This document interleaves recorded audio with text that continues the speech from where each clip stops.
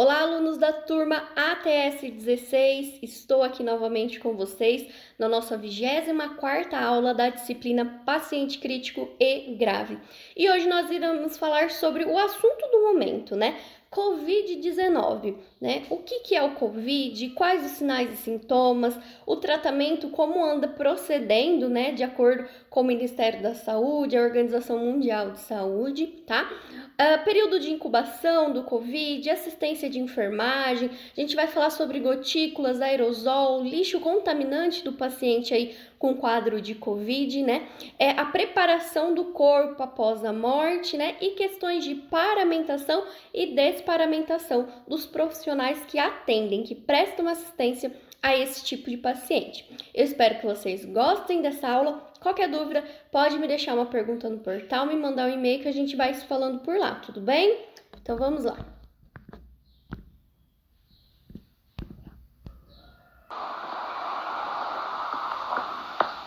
Covid-19. Os coronavírus são uma grande família de vírus comuns em muitas espécies diferentes de animais, incluindo camelos, gado, gatos e morcegos.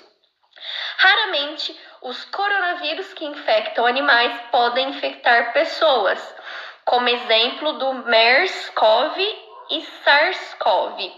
Então, o COVID, né, o coronavírus, ele é de uma grande família.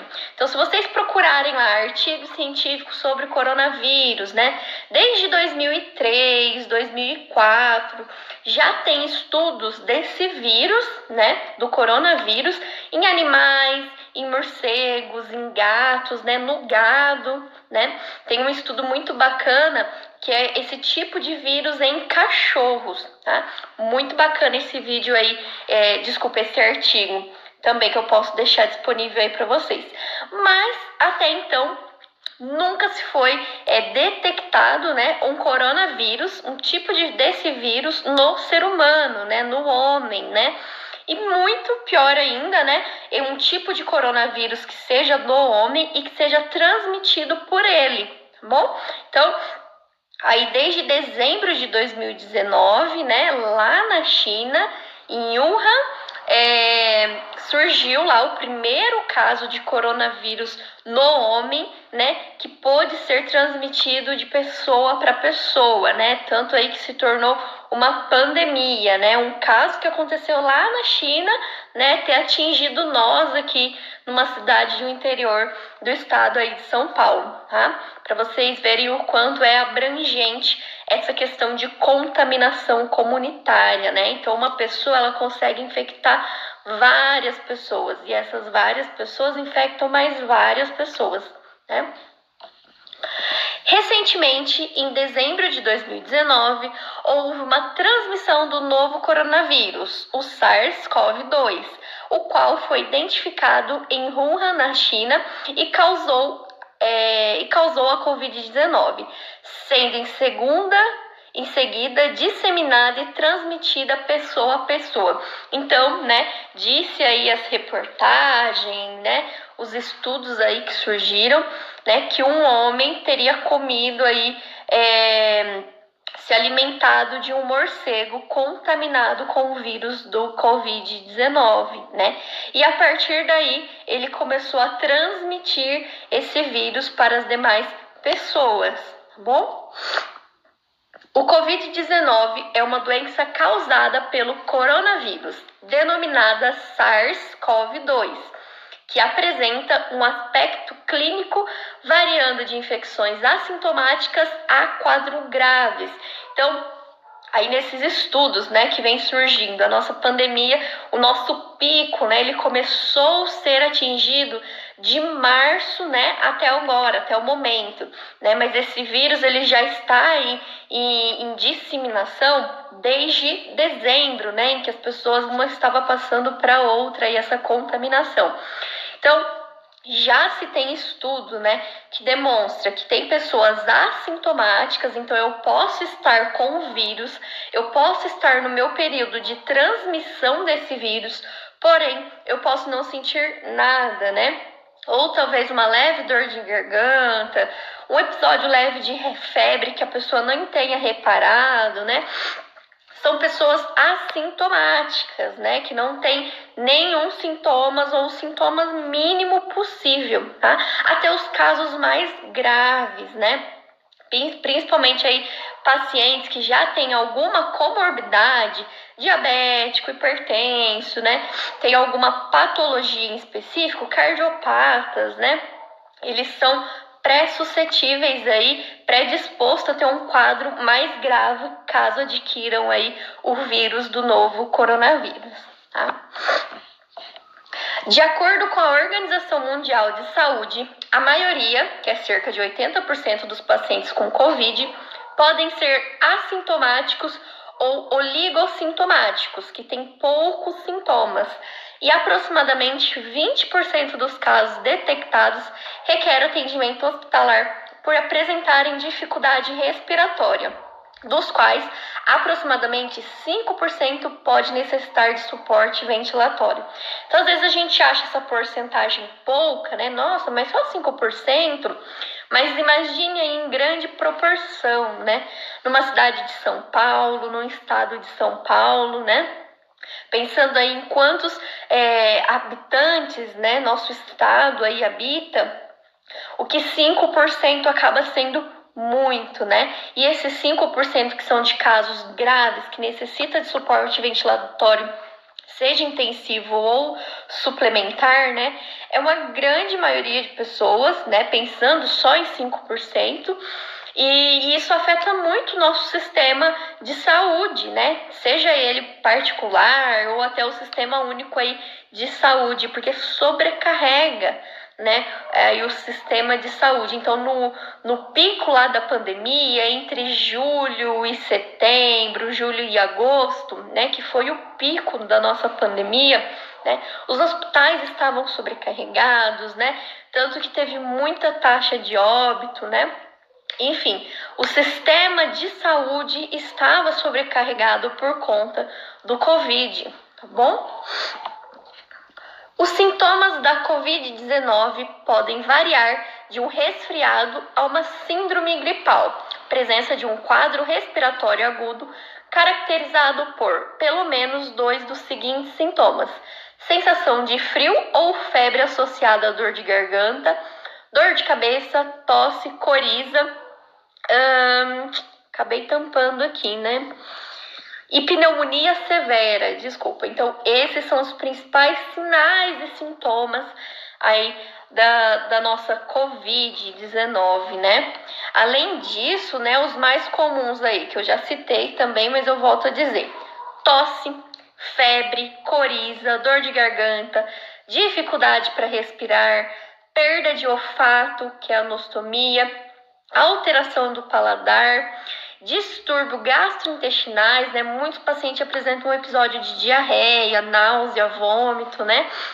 Cansaço, diminuição do apetite e dispneia aos pequenos esforços, né? Então o paciente sente muita falta de ar, né? Justamente porque o Covid, né? O vírus do coronavírus, ele aí impacta, né, na cavidade pulmonar, né? Ele vai atuar ali na cavidade pulmonar. É por isso que quando os pacientes, né, que estão internados em casos graves de Covid, o raio-x, no momento que é feito, né, o raio-x é observado como se fosse um vidro fosco, sabe? Aquele vidro que não é brilhante, é um vidro fosco mesmo. Na imagem a gente consegue ver nitidamente. E vidro fosco, imagem de vidro fosco, no raio-x, numa tomografia, é indício aí de Covid, tá bom? A transmissão, então, como vocês já sabem, mas apenas reforçando aqui, a transmissão acontece de uma pessoa doente para outra ou por contato próximo por meio de. Então, do mesmo jeito que uma pessoa tá falando com a outra, pode estar transmitindo, ou até mesmo caso eu tussa, né? Que eu leve a mão à boca e acabe relando, né, em algum outro objeto e vem outra pessoa e rela naquele objeto, pode ser que acabe adquirindo esse vírus também, tá? Então aí pode ser por meio do toque, do aperto de mão contaminadas, gotículas de saliva, o espirro, a tosse, o catarro objetos ou superfícies contaminadas, como celulares, mesas, tablets, maçanetas, brinquedos, teclados de computador, etc. Principalmente na área da saúde, né, no ambiente hospitalar, né? Então, não é só porque meu paciente está lá no isolamento, no momento que eu fui prestar uma assistência a esse paciente, né, eu me paramentei, coloquei todos os EPIs, fui lá tudo certinho, né? Quando eu sair de lá, se eu não higienizar minhas mãos, eu posso estar contaminando a maçaneta, o teclado do computador, a caneta que eu peguei para anotar o prontuário, se for um prontuário físico, tá bom? Também pode ser transmissão aí, o aperto de mão, gotícula de saliva, espirro, tosse, catarro, isso daqui eu já acabei de falando para vocês, né? Diagnóstico. O diagnóstico da Covid-19 pode ser realizado a partir de critérios como? Então, tem vários critérios, no máximo aí são 4 critérios, né? Para diagnóstico de Covid. Então, eu posso diagnosticar um paciente que ele já veio com sintomas, né? Então, a gente costuma aí dizer um diagnóstico clínico com sintomas histórico domiciliar, né? Um histórico epidemiológico, um diagnóstico clínico mesmo, que esse paciente já chega, ele diz que não acha, né, que não teve contato com ninguém que esteja contaminado pelo coronavírus. Também tem o diagnóstico por imagem, que eu consigo ver numa tomografia de tórax, né, a imagem, o vidro fosco, né, ele é bem apagado, né, então a imagem pulmonar, ela é bem nítida aí de contaminação pelo Covid, tá bom? Então, eu vou especificar em cada um desses casos, tá? O diagnóstico clínico é realizado pelo médico atendente, que deve avaliar a possibilidade da doença, principalmente em pacientes com a associação dos seguintes sintomas: febre, que pode estar presente no momento do exame clínico ou referida pelo paciente, sensação afebril de ocorrência recente. Síndromes do trato respiratório, por exemplo, tosse, dispneia, coriza, dor de garganta. Outros sintomas consistentes, incluindo mialgias, distúrbios gastrointestinais, diarreia, náusea, vômito, perda ou diminuição do olfato ou perda e diminuição do paladar. Então, quando a gente fala em diagnóstico clínico, o paciente ele pode ter tido ou não contato com alguma pessoa, mas ele nitidamente chega com sintomas, né? Com um ou mais sintomas. Então, se relatou febre, mais alguns sintomas, o médico aí normalmente já está suspeitando de Covid, tá bom? Em criança, além dos itens anteriores, considera-se também a obstrução nasal, a desidratação e a falta de apetite.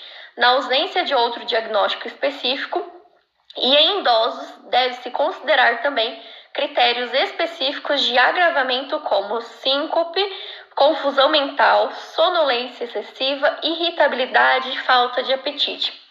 Como a gente consegue perceber aí, esses sinais e sintomas, eles são muito amplos, né? Então, é claro que ainda é uma doença, uma patologia aí, né? Uma infecção desconhecida por todos nós, né? Aos poucos a gente foi acabando, né?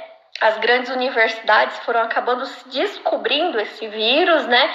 A questão de diagnóstico, dos sinais e sintomas, mas nós podemos perceber que é muito amplo, né? Várias outras patologias, né? Pode apresentar lá sepse, pode apresentar cansaço excessivo, sonolência, confusão mental, né? Uma infecção aí, uma ITU pode causar aí uma confusão mental se o paciente estiver com um quadro aí de sepse ou um choque séptico, né? Então, esses sinais e sintomas, né? É claro que com essa pandemia, todos os profissionais de saúde estão muito alertas para esse vírus, né? Mas pode ser que o paciente esteja com esses sinais e sintomas e não seja Covid? Pode ser, mas isso será investigado mais a fundo, né? Acredito, assim, que essa pandemia aí do Covid acabou sendo a nossa nova realidade, né? Nosso novo normal, né? O uso de máscara, quem diria, né? Depois aí de tanto tempo, né? Na época da peste negra, né? O Brasil tem que usar máscara frequentemente, né?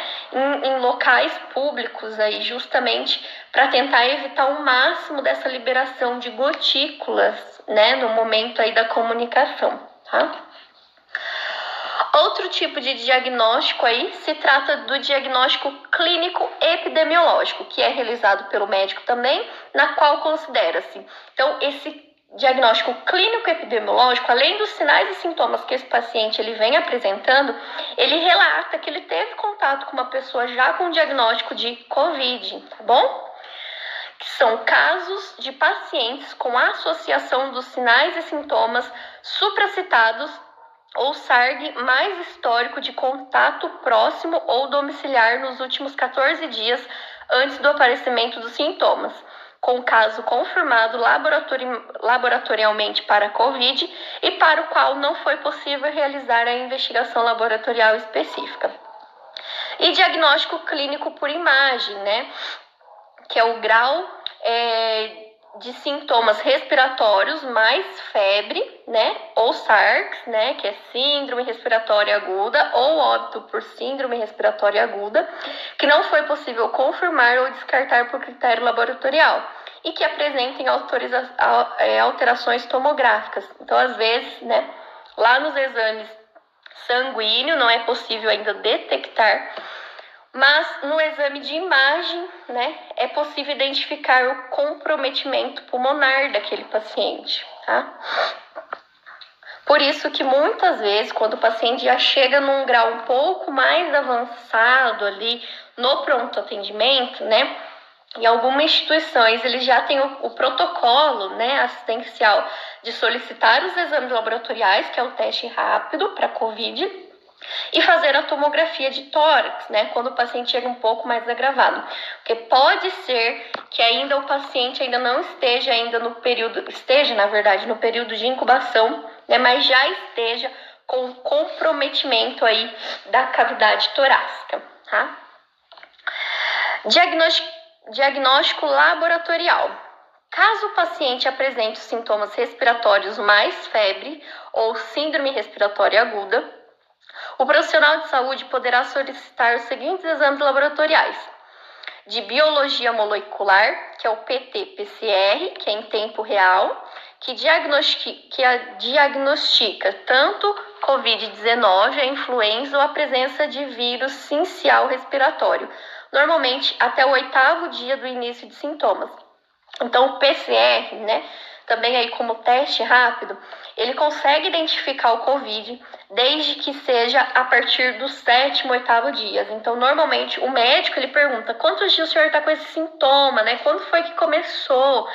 Se foi mais que 7 dias e se é caso de COVID, provavelmente será detectado lá no PCR, tá bom? Também pode ser solicitado o exame de imunológico, né, que detecta ou não a presença de anticorpo em amostra coletada a partir do 8º dia de início dos sintomas. É nesse exame aí que a gente consegue identificar o IgG e o IgM, né? Então, o IgG e o IgM vai mostrar para mim se eu estou na fase ainda de transmissão, né? Se eu estou transmitindo ou se eu já tenho anticorpos para aquele vírus, que eu já não estou mais transmitindo e eu já criei anticorpos, né? Diagnóstico laboratorial em indivíduos assintomáticos. Então, o paciente não tem nenhum sintomas, mas ele pode acabar aí, por algum outro motivo, solicitando o exame laboratorial, né? Também é solicitado o exame de biologia molecular com resultado detectável de SARS-CoV-2, realizado pelo método PT-PCR em tempo real, e o exame imunológico com resultado reagente para IgM. Esse IgM, né, ele pode ser aí através da coleta de suave, que eu vou mostrar para vocês aí os tipos de coleta, né? Tanto sanguíneo, né, quanto de suave, que lá no suave a gente consegue detectar se esse paciente está transmitindo o COVID, o coronavírus ou não, tá? Período de incubação do coronavírus. Período de incubação é o tempo que leva para os primeiros sintomas aparecerem desde a infecção por coronavírus, que pode ser de até 14 dias. Então, o paciente adquiriu lá esse coronavírus, teve um tempinho ali, né? Começou a transmitir, né? Mesmo que no primeiro dia ele não tenha nenhum sintomas, ele pode já estar transmitindo, né? E nesse período de 14 dias, né, ele vai ter os sintomas lá pelo 5º, 8º dia, né? Então, provavelmente naquele 1º, 2º, 3º dia, ele já contaminou aí algumas outras pessoas, tá bom? Coleta de amostras. A coleta deverá ser através do aspirado de nasofaringe ou suave combinado, que é oral ou nasal, ou amostra de secreção respiratória inferior, que é o escarro, ou lavado traqueal ou lavado broncoalveolar. Então, essa coleta de amostra, ela é feita pelo suave, né? Então, esse suave, ele vai até a nasofaringe, a orofaringe, e é coletado 3 amostras, né? 1 em cada narina e 1 oral, tá? Então, vamos lá. É necessária a coleta de 3 amostras na suspeita de Covid-19. Coletar os suaves de nasofaringe e orofaringe. Deverão ser coletados 3 suaves, 1 suave de orofaringe e 2 suaves de nasofaringe, sendo 1 em cada narina. Então, 1 em cada narina e orofaringe, tá? Após a coleta, inserir os 3 suaves em um mesmo tubo de polipropileno, que é um tubinho, né, de 3 ml, ele já vem com uma solução lá dentro. Então, aí, depois que fez aí o procedimento da coleta de suave, né, que é movimento rotatório, coloca-se dentro desse tubinho aí de 3 ml, né, por meio de transporte viral. Lacrar e identificar adequadamente o frasco e manter refrigerado a 4 graus, né? Então, depois que eu coletei, eu tenho que identificar o frasco. Quem está fazendo a coleta aí, né, em várias instituições de saúde, é a equipe de enfermagem, tanto enfermeiro como técnico de enfermagem, e é claro que eles são treinados para coletar esse suave, tá bom? Como se proteger? Agora isso aí vocês já estão na ponta da língua, né? Mas vamos lá. As recomendações de prevenção à Covid-19 são as seguintes. Lave com frequência as mãos até a altura dos punhos com água e sabão, ou então higienizar com gel 70%, álcool em gel, né? Ao tossir e espirrar, cubra o nariz e boca com lenço ou com parte interna do cotovelo. Então, ao invés da gente colocar a mão na boca, né? Coloca-se o cotovelo, né? Não tocar olhos, nariz, boca ou a máscara de proteção facial com as mãos não higienizadas. Mantenha a distância mínima de 1 metro entre pessoas em locais públicos e de convívio social. Evite abraços, beijos e apertos de mão, né? Ainda mais o brasileiro que tem grande costume de abraçar, de relar, de tocar, né? Com essa pandemia aí, foram se evitados todos esses tipos de afeto, né? Higienize com frequência o celular, brinquedo das crianças e outros objetos que não utilizados com frequência. Não compartilhe objetos de uso pessoal como tablets, talheres, toalha, pratos e copos. Mantenha os ambientes limpos e bem ventilados. Evite circulação desnecessária nas ruas, estágios, teatros, shoppings, shows, cinemas e igrejas. Levando em consideração aí que nós mudamos de fase, né? Muitos aí estabelecimentos voltaram a funcionar, é claro, com grandes restrições, né? Diminuição da capacidade, né? Distanciamento entre lugares, né? Se estiver doente, evite contato próximo com outras pessoas, principalmente idosos e doentes crônicos. Então, qualquer sintoma de resfriado ou qualquer sintoma, né, que envolva o que eu acabei de falar para vocês, de coronavírus, né, seja o mínimo aí, nossa, eu acordei espirrando, ontem eu tive um episódio de febre, estou com muita diarreia, né, evite contato com esses idosos, evite contato com doentes crônicos, tá bom?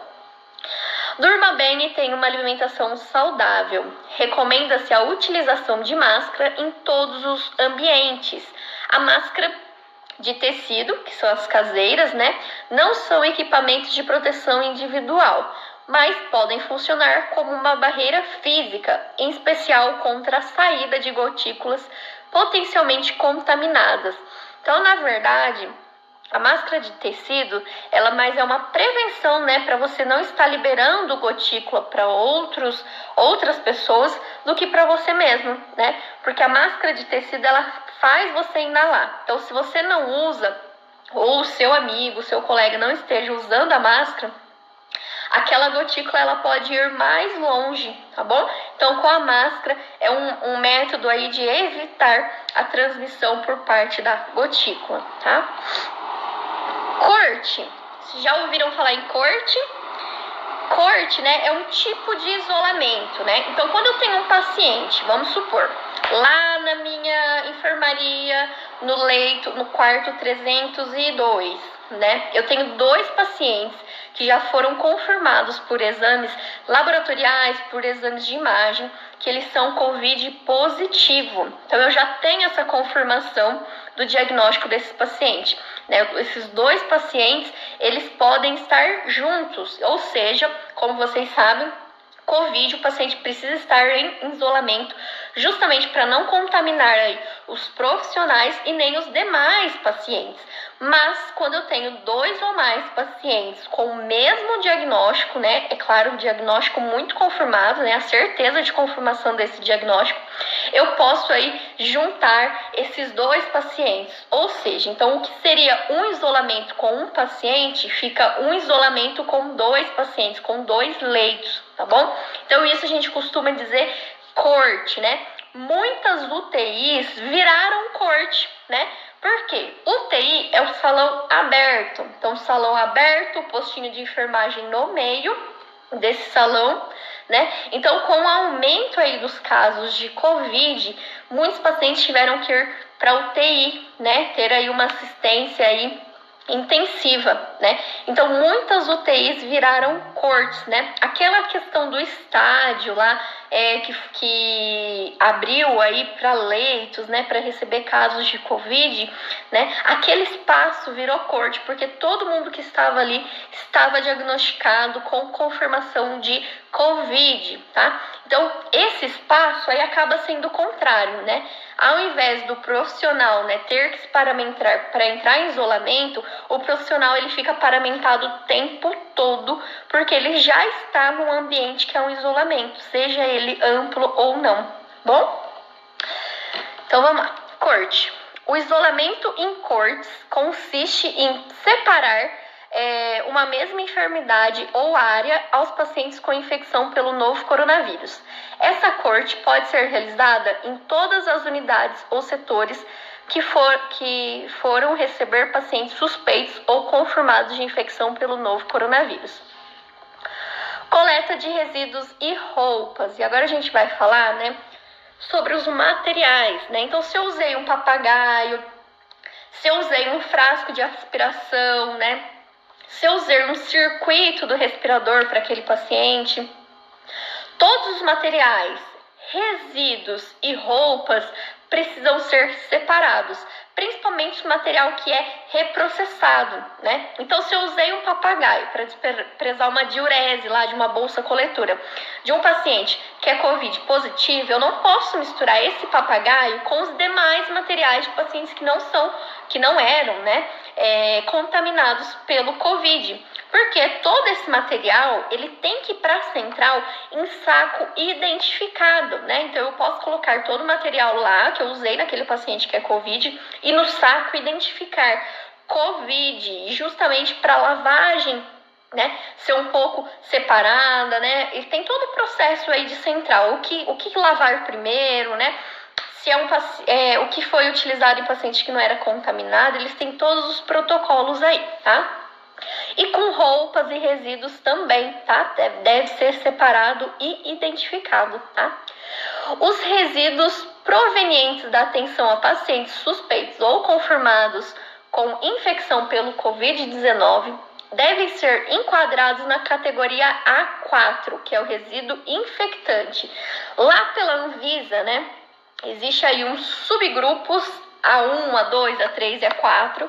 E cada grupo, eu até deixei aqui para vocês, se vocês tiverem curiosidade aí de ver, né?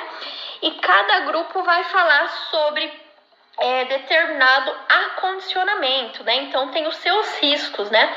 Quando a gente fala em Covid, em coronavírus, ele está no nível mais alto, no A4, né? Então a gente tem que ter um tratamento, um acondicionamento diferente, tanto daqueles materiais, roupas, equipamentos, daqueles resíduos, tá bom? Orientação domiciliar. Então nós lá da equipe de enfermagem, da equipe da assistência, né, a esse paciente, né, precisamos fornecer algumas orientações quando se trata de um isolamento domiciliar, né? Então, o que a gente deve falar para esse paciente? Como conduzir esse isolamento domiciliar? Isolamento social é igual a permanecer em afastamento temporário em domicílio, usando máscara por 10 dias, né? Na verdade são 14, mas aí a gente conta questões do início dos sintomas, né? Com ambiente privativo e ventilação natural, distância dos demais familiares e evitar compartilhamento de utensílios domésticos, enquanto houver sinais e sintomas clínicos. Orientar a importância da higienização das mãos. Restringir contato com outras pessoas. Então, quando esse paciente está em isolamento social, né, em isolamento domiciliar, não pode se receber visita, porque esse paciente ele pode estar transmitindo o vírus, né? E se caso esse paciente ele more com alguém, né, é preciso que esse paciente esteja aí dormindo em quartos separados, né, utilizando utensílios separados, mantendo a distância de 1 metro dos demais membros da família, usando máscara o tempo todo, tá? Isso tudo aí nos próximos 10, 14 dias, tá? Orientar que indivíduos próximos que tiveram sintomas procurem imediatamente os serviços de saúde. Lembrando que o período de incubação é de 14 dias, atestado para o trabalho se pertinente. Então, como esse paciente ele fica em total isolamento, ele aí muitas vezes é pertinente aí a solicitação de um atestado médico, tá? Se apresentar piora dos sinais e sintomas, voltar para o hospital usando máscara. Então, se esse paciente tiver um rebaixamento do quadro clínico, intensa dispneia, mal-estar, ele pode até procurar aí um atendimento hospitalar, desde que siga aí todos os padrões, né? Utilização de máscara, enfim. Assistência de enfermagem. Os pacientes com sintomas de infecção respiratória devem utilizar máscara cirúrgica ao chegar até o isolamento, assim como durante remoções de uma área a outra. Então, o paciente acabou de chegar, né? Se vocês forem em todas as instituições de saúde, todos os profissionais de saúde estão utilizando máscara, sejam elas cirúrgicas ou a N95, né? Então, independente de qualquer paciente que seja, o profissional de saúde está utilizando máscara, tá bom? A precaução padrão deve ser utilizada para todos os pacientes internados e precauções adicionais para gotículas e contato, para casos suspeitos e confirmados das infecções pelo novo coronavírus. Então, se meu paciente está lá na enfermaria, tá bem, utilizando um catéter, né? Ele vai ficar sem máscara? Não. A indicação é que esse paciente esteja de máscara, tá? Mesmo ele estando em isolamento, tá? Justamente para evitar a propagação de gotículas, tá? Alguns procedimentos realizados em pacientes com infecção suspeita ou confirmada pelo novo coronavírus podem gerar aerosóis. Então, esse tipo de coronavírus é por gotículas e contato. Mas se o paciente estiver entubado, se eu tiver que fazer uma aspiração, se ele apresentar tosse muito intensa, ele pode liberar aerosol, né, que fica ali parado ali na faringe. Então ele pode liberar o aerosol. É por isso que quando os profissionais de saúde eles vão entrar num quarto de isolamento, eles têm que se paramentar todos aí justamente se o paciente estiver numa intubação, se tiver uma parada cardiorrespiratória e tiver que intubar esse paciente, ele pode liberar aí aerosol, tá bom? como, por exemplo, procedimentos que induzem a tosse, intubação ou aspiração traqueal, ventilação invasiva e não invasiva, ressuscitação cardiopulmonar, ventilação manual antes da intubação, indução de escarro, coletas de amostras nasotraqueais, entre outras. Para esses casos, as precauções para gotículas devem ser substituídas pela precaução para aerosol, né? Então aí se usa gorro, óculos, máscara N95, luva, avental, né? Os procedimentos que podem gerar aerosóis devem ser realizados preferencialmente em uma unidade de isolamento respiratório. Caso não haja local para isolamento, conforme supracitado, colocar o paciente em um quarto com portas fechadas e restringir o número de profissionais durante esse atendimento. Algumas instituições de saúde, né, como protocolo institucional, eles estabelecem que o profissional que está cuidando daquele paciente, né, que está paramentado, que está ali prestando aquela assistência para aquele paciente, ele vai ficar com aquele paciente, né, o tempo todo, inclusive o período de estadia daquele paciente naquela instituição. Então, se meu plantão é de 6 horas, todos os dias, né, todos os meus horários aí de 6 horas, eu estarei prestando assistência a esse paciente. Por que o Ministério até sugeriu isso? Para evitar, né, o mínimo de contaminação possível. Então, se já tem uma pessoa direcionada para aquele paciente, né, para que eu vou enfiar mais 10 pessoas lá dentro daquele quarto, né? Se já tem uma pessoa, o risco de contaminação é muito menor quando se tem uma pessoa centrada, fazendo aquilo especificamente função dela, tá? Para tais procedimentos, é obrigatório o uso de máscara de proteção respiratória com eficácia mínima de filtração de 95% de partículas. Então, a principal aí do mercado é a N95, né? A N95, ela tem capacidade de filtrar o ar 95%, né? Essa N95, ela tem 3 camadas. A camada externa, uma camada do meio, né, interna, e a camada interna que é em contato com o colaborador, né, com o profissional. Nessa camada do meio, ela tem um filtro. E quando esse profissional respira esse ar, né, esse filtro ele barra 95% das impurezas, né, desses vírus, né, evitando que aquele profissional possa inalar o vírus do Covid, de outras patologias aí que seja, tá bom? Cuidados com o corpo pós a morte. Então, caso esse paciente, né, ele evolua a óbito, né, por Covid, acredito que vocês tenham visto aí na mídia, né, que paciente quando tem o óbito, né, a causa lá sai como Covid, o paciente já sai com o caixão lacrado da instituição, né?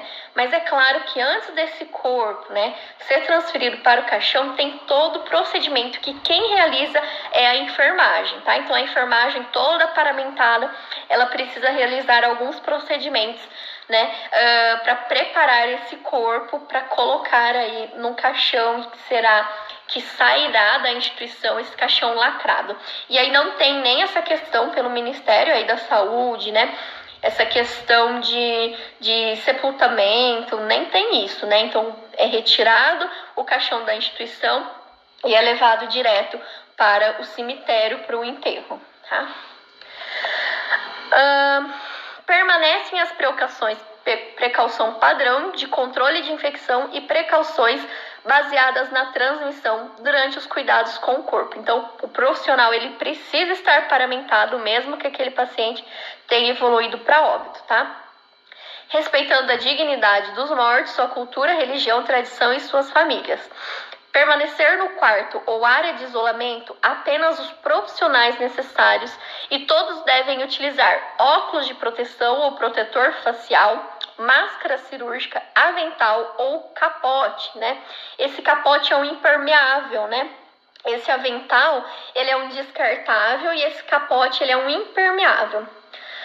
E luvas de procedimento, tá? Em muitos casos, eles utilizam gorro também, tá? Se os procedimentos puderem gerar aerosol, como na extubação, então o paciente foi a óbito, eu preciso tirar o tubinho da boca dele. Só esse movimento de tirar o tubo eu posso causar, além de gotículas, aerosol. E se causar aerosol, eu preciso estar usando o gorro e a máscara N95, tá? Higienizar as mãos com água e sabonete líquido ou álcool a 70% antes e depois da interação com o corpo e o meio ambiente. Remover todos os dispositivos instalados no corpo, desinfectando e bloqueando os orifícios de drenagem de ferida e punção de catéter com cobertura impermeável. Muitas vezes o paciente com Covid, em estado grave, eles estão com catéter central, catéter periférico, às vezes com sonda. Então, todos esses dispositivos, eles precisam ser retirados, porque vai ser retirado pela enfermagem, e fazer curativos compressivos, para que não tenha a evasão aí de líquidos sanguíneos ou de alguma secreção daquele orifício que foi retirado o catéter, tá?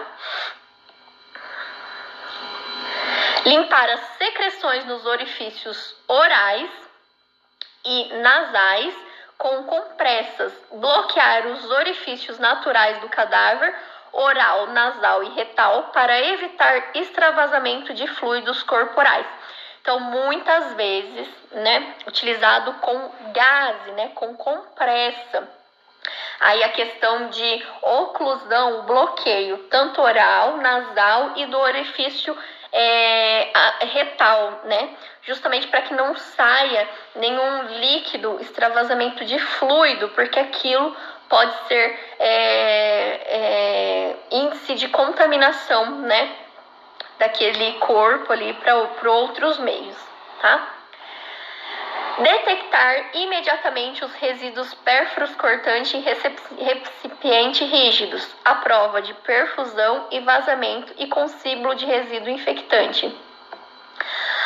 Acondicionar o corpo em saco impermeável, à prova de vazamento e selado. Desinfectar a superfície externa do saco com álcool líquido a 70% ou solução clorada ou outro saneamento desinfectante regulado pela Anvisa. Identificar adequadamente o corpo com devida sinalização de risco biológico, COVID, classe 3, Orientar os cuidados e precaução ao profissional que removerá o corpo até o necrotério. Então, esse paciente aí, que foi a óbito, muitas instituições elas estão usando até 2 sacos mortuários, tá? Então, coloca lá, tamponou todos os orifícios, colocou o paciente no primeiro saco mortuário, fez a higienização lá com álcool 70, desinfecção com álcool 70, e colocou dentro de outro saco morbitário e encaminhou esse paciente para o necrotério. Lá no necrotério, é importante, é claro que tem todo o procedimento de avisar a família, o médico comunica a família, o serviço social entra em contato com a funerária, diz que é um óbito, aí um COVID de classe risco 3, porque os profissionais da funerária, eles já irão vir paramentado com o caixão, tudo perfeitamente conforme preconiza aí a Anvisa, o Ministério da Saúde. Então, essas funerárias, elas vão vir, os profissionais todo equipado, colocam esse corpo, que já está dentro do saco, dentro do caixão, lacra todo esse caixão, e vai direto aí para o enterro desse paciente, tá bom? E aí, só para finalizar aqui com vocês, eu deixei um informativo muito bacana de uma instituição, Eles fizeram esse informativo para os profissionais de saúde, principalmente para a enfermagem, que tem maior contato com esses pacientes com diagnóstico ou suspeita de Covid. E aí tem um passo a passo, é claro que isso não é preconizado, varia de instituição para instituição, mas é o básico, de questão de paramentação e desparamentação aí, do profissional de saúde que presta um atendimento a esses pacientes com Covid, né? Então aí tem todo o passo a passo de como esse profissional deve atuar fora do quarto, fora do isolamento, a questão aí de realizar a higienização das mãos, de colocar a touca, né? Antes desse profissional ter contato com o paciente, né? Colocar o óculos, a N95, né? O avental, se for o caso, ou o capote impermeável ou avental descartável, né? Colocar a luva, entrar no quarto. Aí lá dentro do quarto, o que eles indicam, né? Para remoção dos equipamentos dentro do quarto, né? Justamente para você não ficar liberando gotícula, né? Aerosol pelo corredor do hospital. Então, se desparamentar dentro do quarto e sair dentro do quarto, né? Sair para fora só com a máscara, o óculos e a touca, que isso pode ser retirado lá fora, tá? Aí deixei aqui também, né? Quando esse colaborador, esse profissional vai sair do setor, né, da instituição, o que ele deve fazer? Retirar a máscara, porque provavelmente aquele profissional vai ficar de máscara o tempo todo, né? Então, no momento dele sair dessa instituição, como deve ser retirada essa máscara, como deve ser armazenada, tá? Lembrando que isso é um informativo que eu me aprimorei aí de uma instituição que eu achei muito bacana, tá? O ideal é que seja isso, né? Esses passos, mas é claro que varia de instituição para instituição. Nesse informativo ele fala o uso de 2 luvas, né? Tem instituições que eles preconizam um par de luva de cada vez, mas isso vai variar de cada instituição que vocês irão atuar aí, tá bom? Pessoal, muito obrigada pela participação de vocês. Espero que vocês tenham gostado aí dessa nossa aula. É claro que Covid ainda é uma coisa nova, é a nossa nova realidade, né? A cada dia mais a gente vai aprender com essa patologia, com esse vírus, né? Com diagnósticos que irão surgir. Mas isso aí só foi uma palhinha, tá bom? Espero que vocês tenham gostado. Qualquer dúvida pode me deixar uma pergunta aí via portal que nós iremos nos falando, tudo bem? Beijo pra vocês e até!